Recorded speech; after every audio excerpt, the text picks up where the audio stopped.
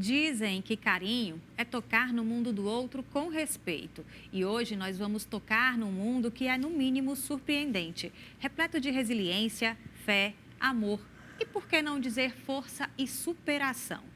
Uma história difícil, mas que ela compartilha com todo o amor e carinho e tem servido de alicerce e conforto para tantas e tantas pessoas que estão experimentando fases de luto, principalmente do luto mais difícil que existe, a perda dos filhos. Nós vamos contar a história de Cristiane Luque Macieira, mãe dos eternos Ana Carolina e Pedro Regis. Ela teve que se despedir de pai, dos 2 filhos, do marido, num curto período de tempo. Cris, seja bem-vindo. Eu agradeço muito a sua presença. Ai, que bom. Eu agradeço muito, Ana, o seu convite de estar aqui com você. Toda Ana é uma bênção na minha vida. E agradeço à TV Ceará também por essa oportunidade de conversar para as pessoas. Cris, sabe o que é que eu acho? Eu já estou toda íntima, né? Cris. O que eu acho mais importante disso tudo é você transformar a sua dor em amor e ajudar tantas pessoas. Eu estava vendo suas redes sociais e eu vi, inclusive, que tinha uma mensagem lá de uma pessoa que tinha desacreditado da própria vida por conta de uma situação de luto também que estava passando. E ela viu o seu testemunho e passou a valorizar mais a vida, a ver que é possível, né? Ana, foi tão interessante o início disso tudo, né? Eu simplesmente, durante toda a doença dos meninos, eu estava cuidando deles. Então, eu não abria a minha rede social porque eu precisava estar totalmente focada cuidando deles.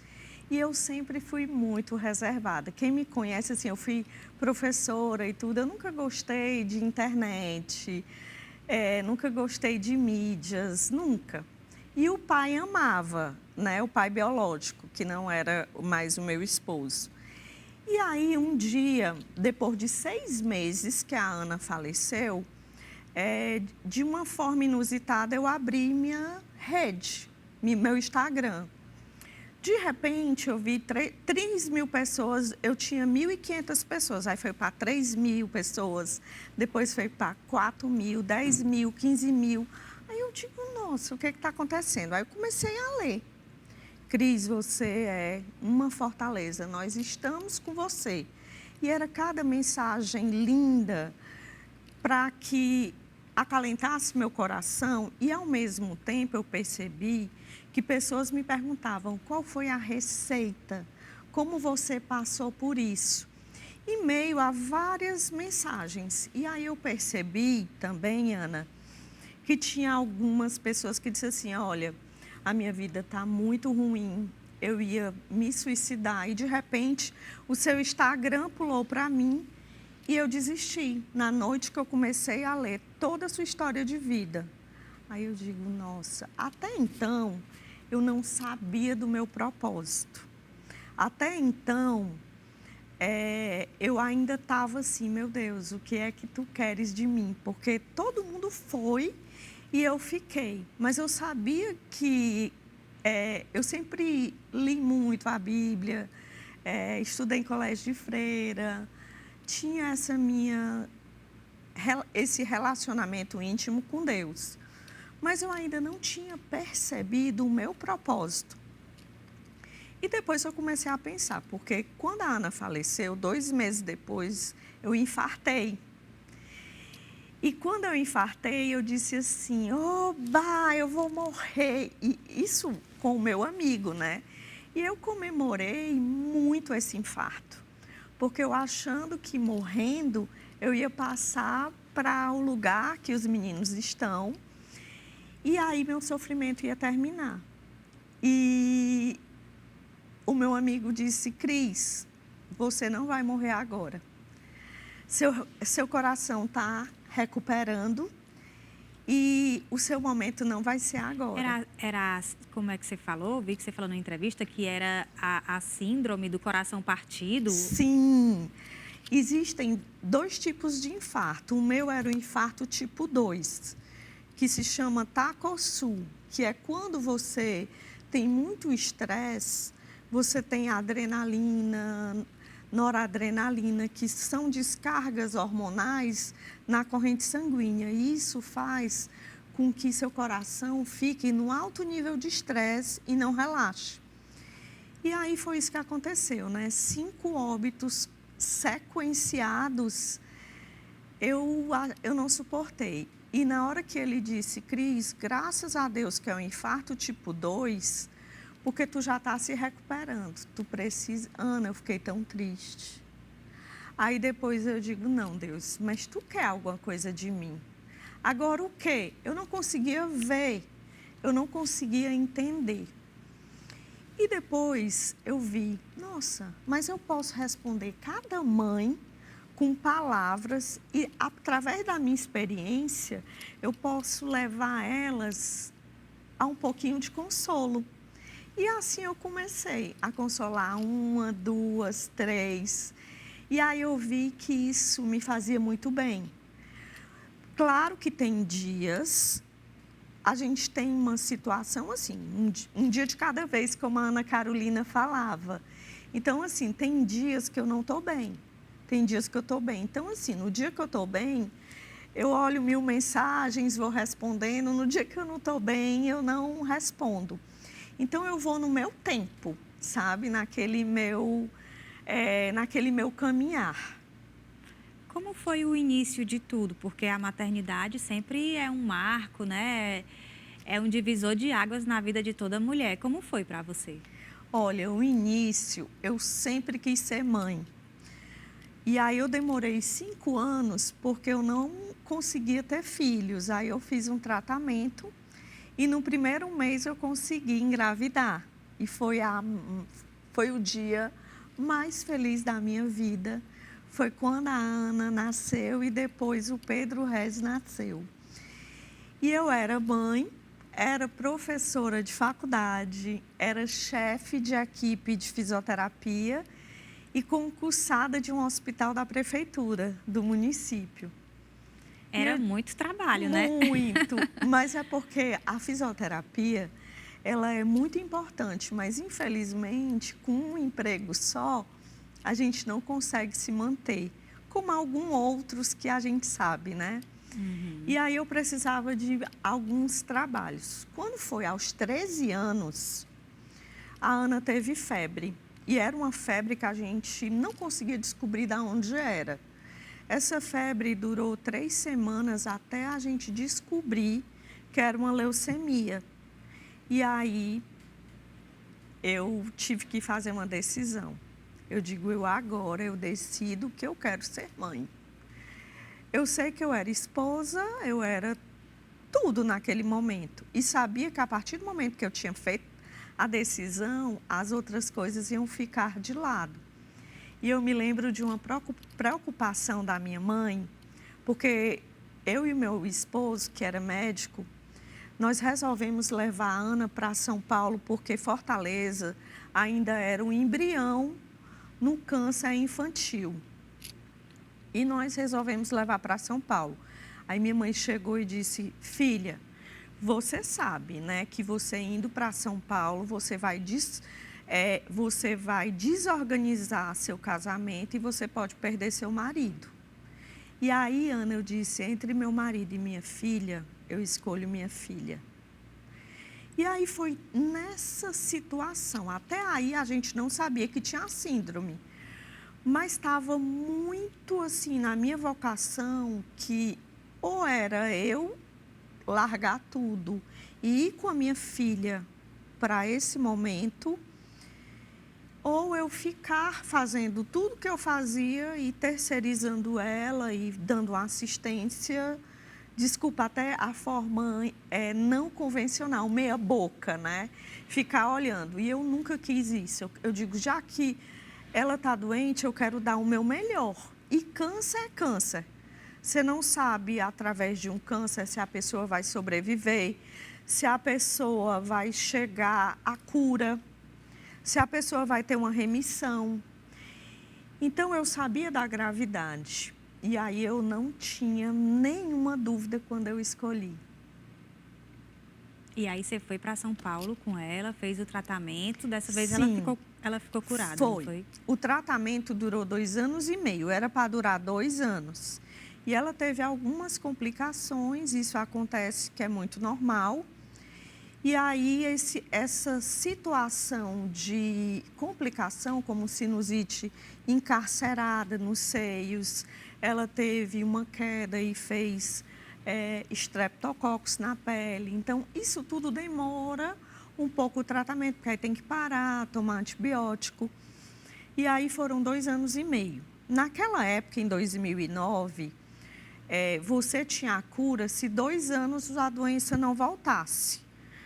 Então, ela foi até os 25 anos sem nenhuma doença. Ela realmente foi curada. E aí você chama remissão antes dos 2 anos. Hoje, nos dias atuais, a remissão ela é até os 5 anos e a cura a partir dos 5 anos. Se durante 5 anos a doença não voltar, a pessoa está curada.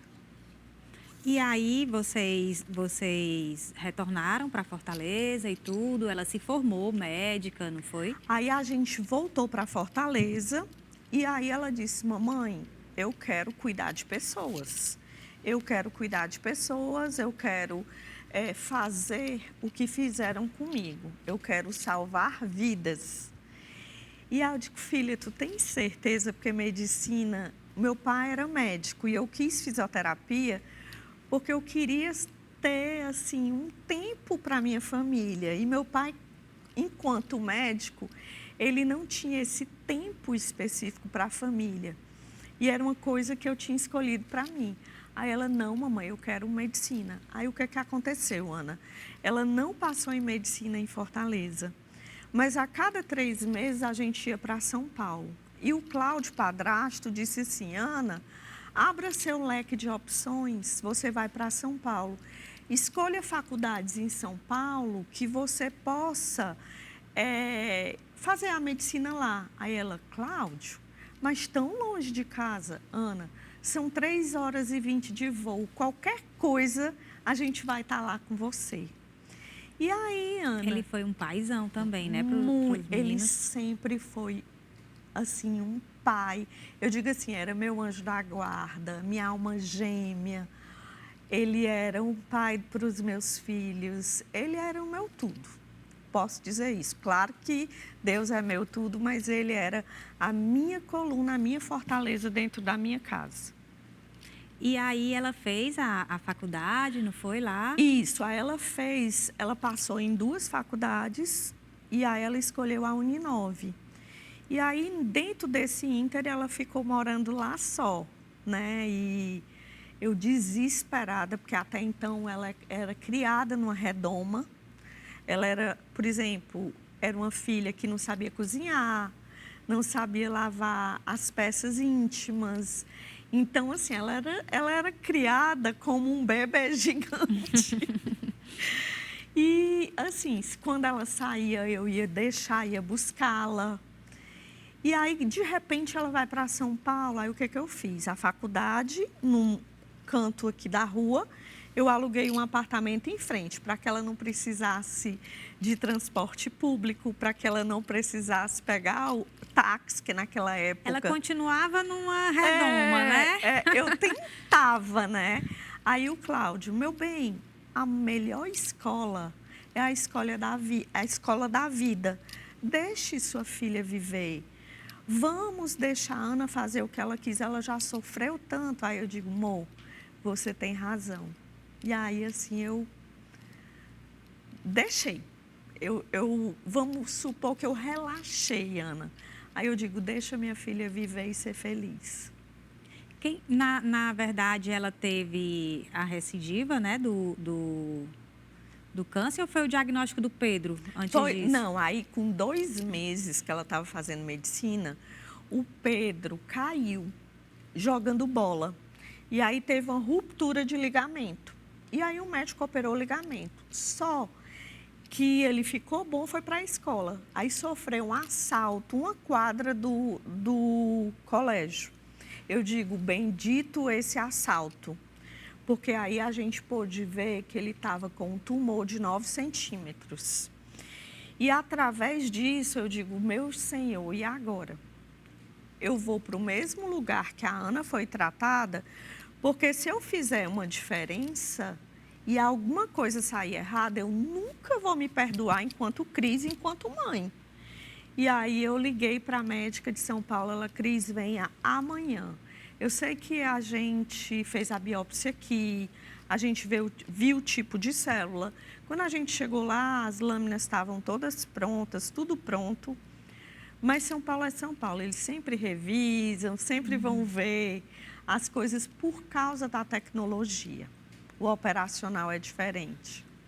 E aí quando foi a vez que você perguntou, doutor, o raio vai cair mesmo Pronto, 2 vezes no mesmo lugar? Isso, aí quando ele chegou para mim e disse, Cris, o seu filho está com um osteosarcoma. E como eu estudava muito sobre câncer desde a leucemia, eu sabia que era um câncer ósseo. E eu disse, doutor, eu não creio, o senhor tem certeza? E era o doutor Diógenes perfeito, um médico maravilhoso, renomado. Eu digo, eu não estou tirando o seu saber e nem tampouco menosprezando o que o senhor está falando. Mas olhe de novo, doutor, talvez o senhor tenha tido engano, ou talvez o senhor não tenha visto direito. Olhe, por favor, não, Cris, eu rasgo o meu diploma se não for um outro câncer. Eu digo, doutor Diógenes, como é que um raio cai na mesma casa 2 vezes?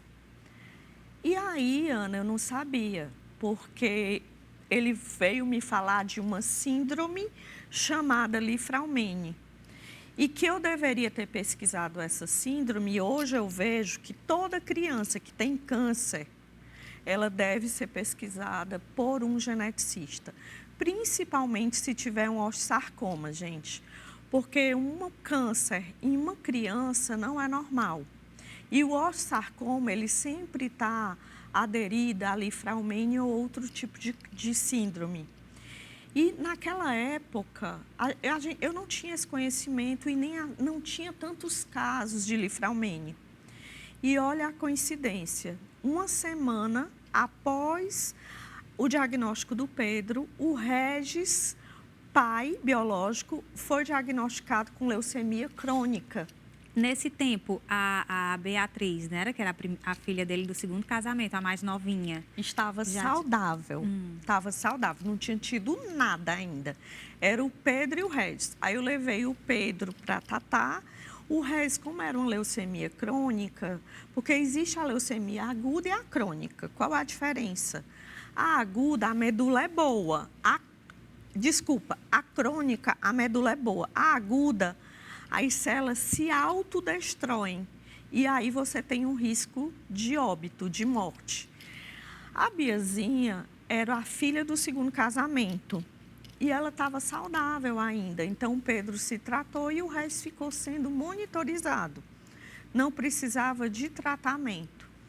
E aí o Pedro tirou 9 centímetros da perna, todo mundo achando que ele ia amputar a perna. E aí ele fez a gente colocou uma prótese, doutor Olavo, da UFC, colocou uma prótese de titânio nele.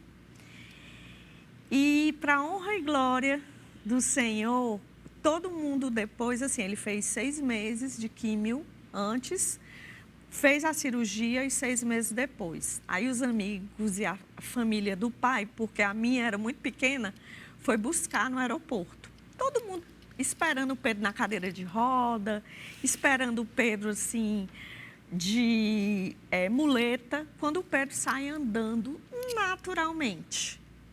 Aí todo mundo, nossa. Aí eu digo, gente, a mãe dele é fisioterapeuta. Mas não, Ana, eu acho que já era Deus agindo ali em cima dos meus filhos, sabe?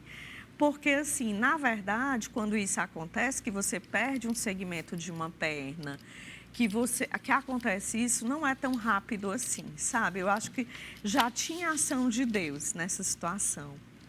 E como foi, assim, a pior? Eu já vi muitas entrevistas suas e vi que você falou muito da hora da despedida mesmo, de você... Sim. Cuidar dos seus filhos, dar comida na seringa, passar por tudo aquilo.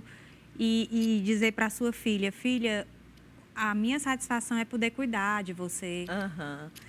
Foi assim, quando eu sempre pesquisei, mas eu sempre esqueci o Dr. Google ou Wikipédia, porque tem coisas verdadeiras e coisas não. Então, era a primeira coisa que eles diziam, Cris, esquece. Mas eu não tinha propriedade do que era um glioblastoma. Então, os meninos não podiam ser operados porque o tumor estava na área motora. Se eles fossem operados, eles iam passar o resto da vida ou vegetativo, curado ou vegetativo, ou sequelado sem a mobilidade. E o Pedro tinha me feito um pedido, mamãe, se eu não conseguir andar e se eu não conseguir o meu pensar, não me deixe viver. E eu sempre fui uma mãe amiga dos meus filhos. A gente não tinha aquela verticalização, mas eles me respeitavam muito enquanto mãe. Mas a gente sempre foi muito amigo. Então, assim, nossa, até na hora da biópsia do Pedro, o médico disse, eu queria aprofundar mais a região. Eu digo, doutor, o senhor não vai aprofundar. Mas se vier algo errado, não tem problema. Deus vai providenciar. Mas eu não quero que meu filho saia sem andar dessa biópsia. Porque foi o pedido dele. E o Cláudio era aquele leão de chácara também. Olhe, eu sou médico e eu quero... Precisa de um termo de responsabilidade, eu me responsabilizo para que vocês não ousem na biópsia. Então, assim foi. A gente fez o pedido do Pedro, quando a gente viu era um tumor agressivo. E quando eu fui ler, tinha a estimativa de 1 a 3 anos. Só que meu filho já tinha tido recidiva de pulmão, do ossarcoma, tinha uma recidiva de coluna. Então, meu filho já tinha tido vários, digamos, ele já tinha tomado várias medicações. E tem alguns estudos que falam que o glioma ele pode ser causado por consequências de quimioterapia. E tem essa vertente, mas eu acredito que não era, eu acredito que era da própria síndrome. E foi na época, no auge do Covid, aquele onde a gente ficou recluso em casa, que a gente não podia sair. E no começo eu ia e voltava de São Paulo. E depois o Pedro começou a perder a mobilidade, como se fosse um AVC. E era só eu cuidando. Aí você vai dizer, e o Regis? O Regis, ele cuidava, ele visitava, mas assim, a mão na massa, por eu ser fisioterapeuta, era comigo. Então, na hora de viajar, eu ia sozinha, aí eu ia com ele as malas, eu ia com ele na cadeira de rodas. E aí, no começo, deu certo, mas depois, a locomoção ficou muito complicada. Porque aí começou a pegar o centro de gravidade corporal, onde ele não podia mais ter esse movimento, ele não tinha mais autonomia de ir no banheiro, ele não queria usar fralda porque a cabeça era muito boa. Então, eu sempre me levantava, dormia no quarto dele, levava ele para o banheiro todas as vezes. E eu escolhi, eu digo, eu vou ficar com ele até o fim. Nós montamos uma UTI dentro de casa, pegamos... cama elétrica, o Cláudio médico, a minha vizinha enfermeira. Eu tinha a metade da faculdade de farmacologia, mas eu não ouso a fazer diluição nem nada, mas eu tenho um entendimento das coisas, né? E aí, de um dia para o outro, depois de 6 meses, nossa casa virou um hospital.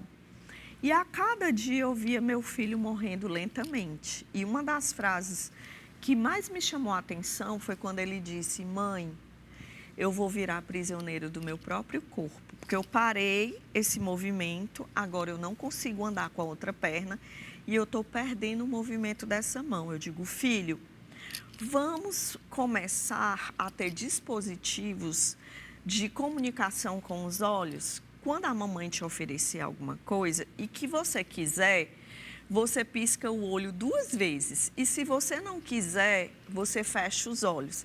E aí a gente começou mecanismos de comunicação.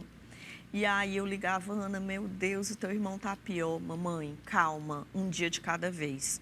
A Ana sempre foi muito forte, muito forte.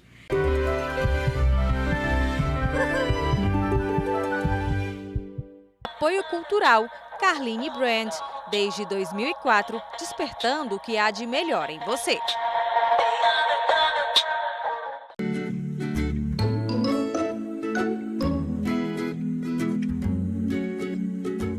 E Story Kids, moda para crianças com muito estilo e conforto.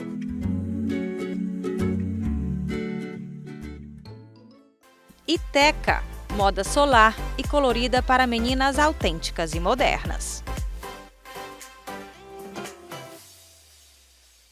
Apoio Cultural Carline Brand, desde 2004, despertando o que há de melhor em você.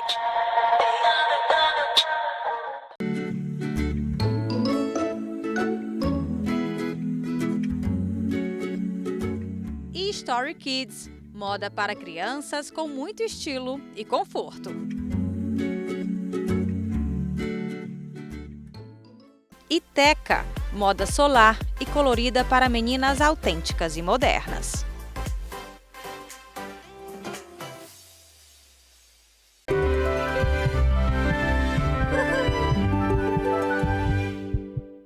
E eu disse, filha, e agora, mamãe? Calma. E eu tô esperando pelo milagre. Eu fazia a quaresma de São Miguel Arcanjo, o padre vinha, dava a comunhão para ele. Às vezes, ele tinha medo de engasgar, mas dava só um pouquinho de comunhão. Vinha o padre fazer a unção. E o Pedro era muito religioso. Ele se aconselhava com o padre e vinha sempre alguém da igreja para conversar com ele. E eu tenho certeza, assim, que ele nunca se revoltou, ele nunca blasfemou contra Deus, sabe? E aí são coisas que eu digo assim, meu filho não era desse mundo, sabe, Ana? Meu filho já era preparado para esse processo. Eu não estava preparada, mas eu rezava pelo milagre até o fim. Mas ele estava preparado, por incrível que pareça. E ele ainda disse, quando ele falava, disse, mamãe, você acha que eu tenho medo da morte? Eu digo, filha, eu não sei, você nunca me disse. Mamãe, eu não tenho medo de morrer, mamãe. Eu só não quero ficar em cima de uma cama, vegetativo. Aí eu, ai meu Deus, sabe? Aquilo me doía e ao mesmo tempo, eu chamava a Ana de 15 dias lá de São Paulo, ela vinha. Os amigos se revezavam para visitá-los. Mesmo na pandemia, a gente paramentava ele todinho, sabe? E era uma coisa muito linda, porque a gente via a empatia dos amigos. E aí, antes de entrar no quarto, eu digo, olha, o Pedro está parando de falar, mas eu queria... Aí tinha um bilhete na porta do quarto. Proibido chorar, proibido falar sobre aparência, proibido falar coisas tristes e principalmente chorar. Às vezes eles choravam muito antes, mas quando entrava no quarto nunca choravam, porque eu pedia muito. Aí chegavam lá, falavam coisas de farra, do que tinha acontecido. Então, no começo o Pedro ria muito e depois ele começava só a expressar aquela face de riso e depois ele começava com aquela lágrimazinha. E eu via que isso era qualidade de vida, sabe? A Ana chegava e fazia, Pedro, eu vou fazer um strip aqui pra ti. Aí, tcharam, tcharam, tcharam, botava música, sabe? Então, a gente fazia tipo do limão à limonada. A namorada ia, colocava uma cadeira do lado, levava a Bíblia e ficava lendo. O rapaz do grupo de jovens me disse, quando ele partiu, ele disse, Cris, teu filho era muito especial. Porque não pode se dizer enquanto vivo. Mas depois que ele foi a óbito, ele disse assim, você sabe qual era a pergunta que o Pedro tinha para mim? Eu não, Vitor, qual era? Cris, ele me perguntava como iria ser o céu que ele iria. E aí eu digo, Vitor, eu não acredito. E aí, Ana... Ele fez uma febre, eu o levei para o hospital. E eu fiquei com ele até os últimos momentos. Mas eu não sabia quando ia chegar. E eu sempre pedia, Senhor, que eu esteja preparada, mesmo na minha impotência, para que esse dia chegue. E era um dia que eu tinha que ir para casa descansar, não fui. E aí ele respirou e parou. E aí ele virou o rosto para mim, que eu estava sentada no sofá, e eu corri. Quando eu corri, eu comecei, enquanto fisioterapeuta, fazer aquela manobra respiratória, e ele começou a voltar a respirar. E eu tenho um sinalizador, como o Cláudio era chefe de serviço da cardiologia, eu digo, por favor, peça para chamar o Cláudio. Eu, na maior tranquilidade, eu com a respiração dele na mão, e eu disse, aí o Cláudio entrou, eu digo, Mo, aquele momento que a gente disse está acontecendo. Aí eu parei, aí ele viu o Pedro parado, ele disse, liga agora para o pai dele. Aí eu liguei, mas eu continuei massageando. Ele veio no meu ouvido, ele disse, nós não combinamos? A gente sabe que o Pedro ia fazer essa passagem, essa viagem. Você sabe que quanto mais tempo você prolongar, maior o sofrimento dele. Aí eu disse assim, eu sei, mozinho, mas como é difícil. Deixa ele ir, ele não vai mais sofrer.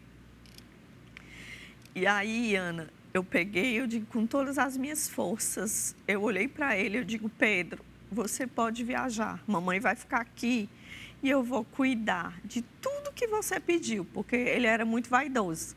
Queria a casa toda arrumada para os amigos na hora da visita. Queria o quarto impecável. Ele sabia até as posições da cadeira da sala, coisas que a Ana não estava nem aí. O negócio da Ana era estudar. E o Pedro era de arrumar a casa. Porém, o Pedro, ele lia algo, ele tinha aquela memória fotográfica. As vírgulas ele decorava, sabe? E aí a Ana, mamãe, que muita raiva desse menino, porque eu estudo de 2 horas da tarde a 2 horas da manhã, em 10 minutos ele sabe o que eu passei o dia todo. E aí, Ana, foi um momento muito cruel. Muito, assim, é indizível o que eu senti. Eu não tenho como te explicar. Mas na hora que ele foi, eu só gritei, Senhor, por favor, toma de conta que ele é teu. E aí eu fui para casa. Mas eu fui para casa com a roupa que ele estava para buscar a roupa para o funeral. E isso eu nunca vou esquecer. A escolha da roupa do meu filho.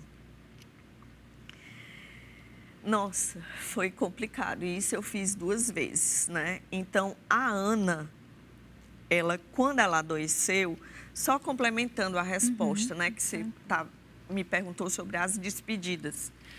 Quando a Ana soube que estava doente, ela já vinha me preparando para a despedida desde sempre. Mas eu não queria ouvir.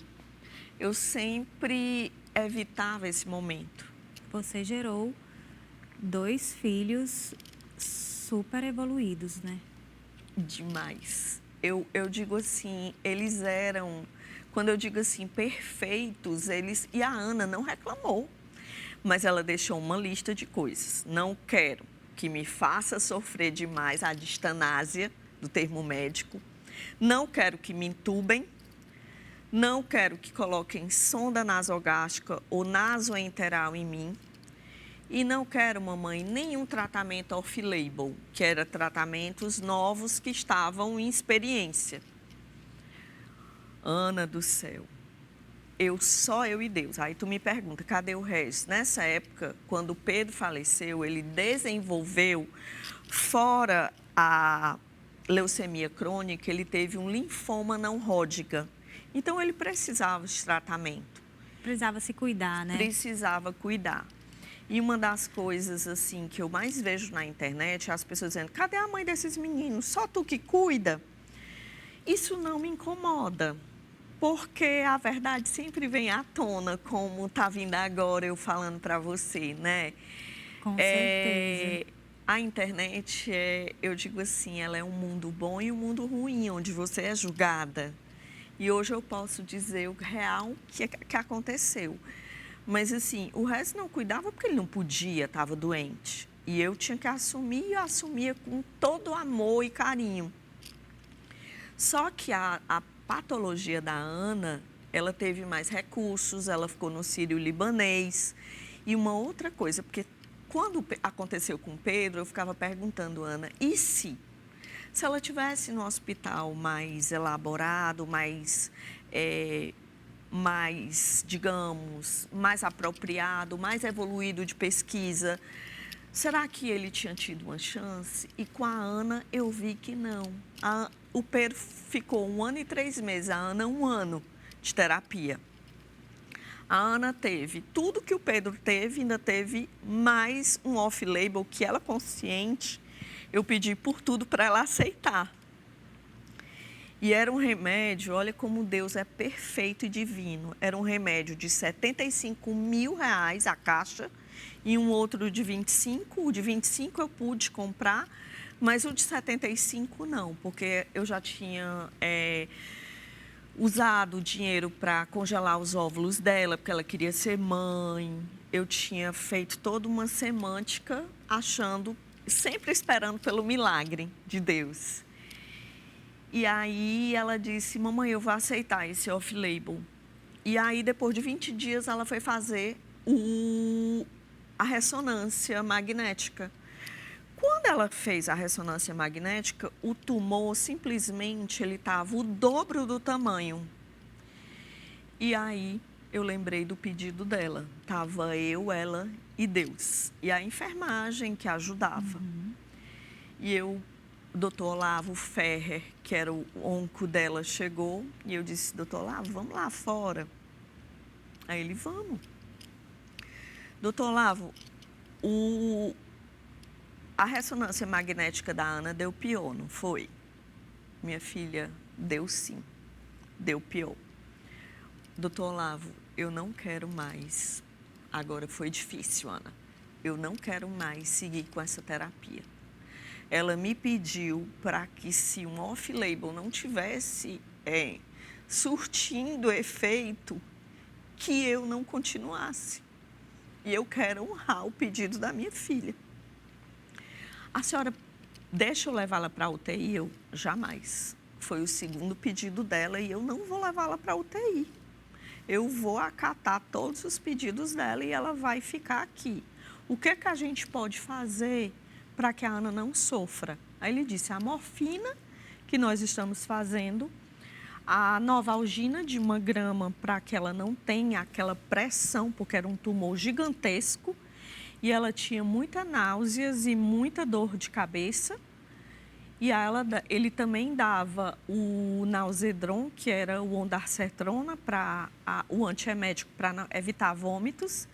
E assim foi até o último dia. Como eu descobri o último dia, eu digo intuição, mas eu acho que Deus conversou comigo. Eu chamei um dia anterior do óbito dela, que eu devolvi ela para Deus, porque eu digo assim, eu não perdi, eu devolvi. Porque um dia, eu digo que a vida aqui terrena de Deus, a gente está de passagem, mas a nossa vida real, como o apóstolo Paulo fala, é face a face com Cristo e é lá no céu. E é esse céu que eu tenho certeza que eles estão.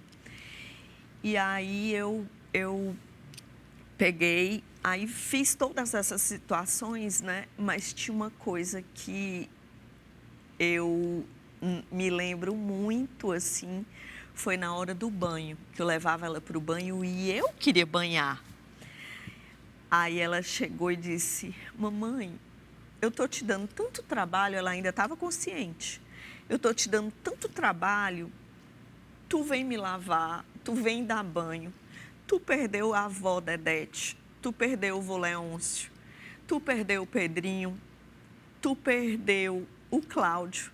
E eu te dou esse trabalho, mamãe, tu não merecia isso. Aí eu olhei para ela e digo, filha, é a maior honra que você pode me dar, é deixar cuidar com você, com todo o amor da minha alma. E assim, Ana, foi, mas assim, eu tinha que, tinha determinadas horas, eu tinha que parar e chorar escondido, nunca na frente dela. Então, assim, quando eu decidi ir para o médico que não era para continuar essa terapia, que não era para levá-la para a UTI, ela já estava entrando na inconsciência e no coma. E foi muito complicado, porque a decisão foi minha junto com ela e Deus. Mas eu sabia que eu estava indo pelo que ela me pediu, sabe? Então, eu te digo assim, eu penso numa frase, quando começou todas as doenças, o Cláudio dizia, meu bem, faça o seu melhor, seja você e faça tudo que você puder, para que se por acaso eles falecerem, você dê o seu melhor. Você vai ter um sentimento que se chama plenitude. Eu te digo hoje que eu não tenho só a plenitude. Eu nunca pensei que Deus fosse habitar em mim de uma forma tão sobrenatural. Tem horas que eu digo assim, eu não estou andando, eu não consigo nem sentir meus pés. Tem horas que parece mentira. Eu vou te contar uma coisa que em entrevista nenhuma eu contei. Que honra! Que cada vez é uma vez diferente. Eu tinha pedido a Deus um sinal. Fazia um mês que a Ana tinha falecido. E eu digo, Deus, por favor, me dá um sinal para que eu possa seguir em frente.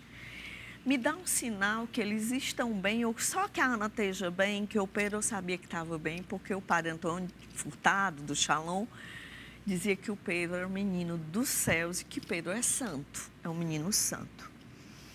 E aí eu pedi muito. Aí, de repente, Ana, veio um convite para eu ir para Manaus. Ana faleceu dia 19 de novembro e o aniversário dela, 18 de dezembro. Então, dia 16, eu estava viajando de dezembro para passar o primeiro mês do óbito e do aniversário da Ana em Manaus. Quando eu cheguei em Manaus, eu digo, Senhor, abençoa. Se tu puder mandar um sinal, eu agradeço. Aí, era o dia do aniversário dela, eu fui à missa, pedi, coloquei o nome dela na intenção, pedi demais a Deus que nessa intenção eu pudesse ver a graça ou tivesse o sinal, mas até então foi tudo normal. No final eu entrei na fila, cantamos parabéns para ela. E eu não recebi sinal nenhum. Eu digo, será que o sinal foi só o aniversário e tudo? Aí veio uma senhora da comunidade e disse, vamos para uma festa do Natal na comunidade? Estava eu e a pessoa que eu me hospedei. E eu disse, não, vou não, eu de penetra. Eu nem fui convidada, o que eu vou fazer nessa festa? Aí, não, mas é da comunidade, é um churrasco, foi após a missa. Ana, aí eu peguei, eu digo, tá bom, eu vou. Aí, chegando lá, eu nem te conto, a casa era simplesmente de um primo legítimo do Regis. Meu Deus. Mas só que esse não era o sinal. Depois de 10 minutos passa uma pessoa que eu olho e eu reconheço essa pessoa e eu digo, nossa, eu conheço essa pessoa. Aí a minha amiga que está do lado diz assim, Cristi, esse é um padre de Fortaleza. Aí eu disse, sério, como é o nome dele? Aí ele disse, é o padre tal, e era um nome diferente. Aí eu comecei a chorar. Era o padre que batizou a Ana e o Pedro. Aí eu digo, Senhor, aí eu peguei, eu me ajoelhei no meio da festa e comecei a chorar, ninguém entendia nada. Aí foram chamar o padre. O padre veio até mim, aí disse, a senhora é a mãe das crianças? Aí eu digo, sou eu sim. A nora da avó Lulu, da dona Luzia? Aí eu digo, sou. Aí ele fez assim, aí eu coloquei a mão na mão dele. Senhora, como é que a senhora faz para levantar todos os dias? Aí eu Deus, era para eu perguntar isso pro padre. Eu já ia falar, com o padre perguntando isso. E aí eu disse, padre, é o nosso Deus. Aí eu digo, Senhor, eu não tenho mais dúvidas que tu me deu sinal. Aí ele tirou um lenço, que eu nunca vou esquecer, um lenço quadriculado, Ana, que ficou aqui na minha mente, porque tem coisas assim, perfume, coisas, né? Ficou na minha mente esse lenço, mas ele chorou como uma criança. E a gente chorou abraçado, e o pessoal da festa sem saber o que era. Aí a gente foi contar as maravilhas que Deus pode fazer na nossa vida, né? Cris, nessa questão, você falou dessa dificuldade de ir buscar a roupa do filho e aí o dia a dia depois é uma das etapas mais difíceis, não é? Você está certíssima, Ana. A gente pensa que a despedida é a pior fase, mas não é. Não é aquela fase onde tu vê tua filha ou teu filho no caixão. Não é. O dia seguinte, o posterior, que você não consegue mais ter as risadas, que você não consegue mais ter o cheiro, que você não consegue mais ligar para saber as novidades do dia, que você não consegue ver visualmente, são os piores. E eu aproveito aqui o ensejo do seu espaço, seu programa, e falo, muitas pessoas romantizam muito o luto. A primeira fase é X, a segunda fase é Y, a terceira fase é W. Gente, não existe isso. Cada ser é único. Deus faz cada pessoa à sua semelhança, mas ninguém é igual a ninguém. Eu não me senti culpada por eles morrerem. Todo mundo diz que a primeira fase é culpa. Eu não senti revolta. Eu me senti muita tristeza e chorava muito. Então, assim, cada pessoa vai sentir algo diferente. Mas eu posso te dizer que os 4 primeiros meses são os piores. E eram os meses que eu pedi a Deus para me levar, que eu te disse que eu tive um infarto, né? São os piores meses que você passa. Agora, que mensagem você deixa para as mamães, para os papais que estão nesse momento? Eu falo mamãe, papai, mas tem vários outros lutos também muito fortes, né? Muito impactantes. Gente, é muito difícil eu falar uma palavra para quem está enlutada.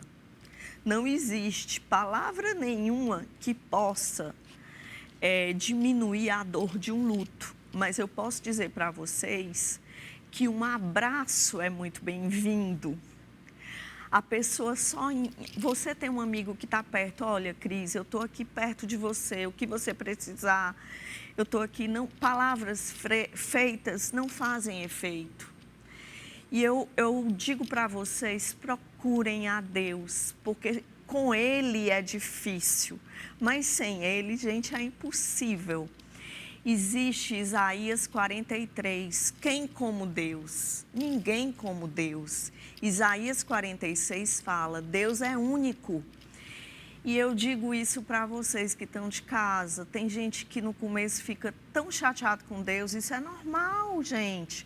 Ficar chateado, ficar revoltado, porque a gente espera um milagre até o fim, mas depois vocês vão perceber que vocês podem fazer as pazes com Ele. E que vocês podem ter a certeza que a vida não termina aqui. Que a gente, um dia na eternidade, a gente vai se encontrar com os nossos entes queridos. E eu tenho certeza que o encontro vai ser muito, muito lindo. Vai ser um encontro abençoado. Tenho absoluta certeza. Eu falei para a Cris, antes da gente começar a gravar, e vou falar aqui para vocês. Gente, ela é a paz que excede todo o entendimento. Essa é a sensação que você passa para as pessoas. Eu digo que muito obrigada mais uma vez por você estar aqui, por você compartilhar a sua história e usar o seu testemunho para ajudar tantas e tantas pessoas. Tem uma frase que diz assim, A gente nunca sabe quantas vidas a gente vai impactar, mas cada uma delas sabe. E pronto, isso é o suficiente. Eu falo muito assim, Ana, se a gente conseguir impactar uma vida só com o teu programa, a gente já cumpriu a missão. Claro que a Milena, minha psiquiatra, diz, Cris, vocês não têm noção do impacto que é isso. De você levar essa palavra, de você conversar e você dar o seu testemunho, você não tem dimensão. E isso eu vou te dizer, Ana, a gente acha que às vezes a gente vai ter um impacto de 2, 3, mas eu acho que as pessoas merecem, né, ser felizes mesmo assim. Os meus filhos partiram, vocês vão me perguntar, eu vou conseguir ser feliz? Agora eu estou num processo de aprender com Deus. Mas eu almejo, sim, essa felicidade. Ela nunca vai ser completa, claro, mas eu posso ser feliz, porque felicidade, ela não é para sempre, são momentos que você tem. Então, vocês podem ser felizes, sim. Viu, gente? A paz que excede todo o entendimento. Eu agradeço a sua companhia e eu espero por você no nosso próximo encontro. Até lá!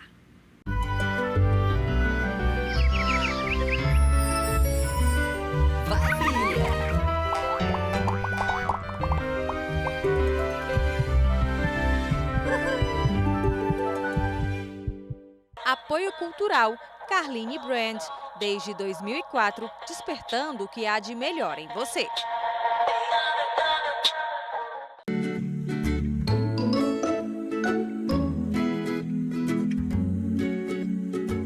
E Story Kids, moda para crianças com muito estilo e conforto. E Teca, moda solar e colorida para meninas autênticas e modernas.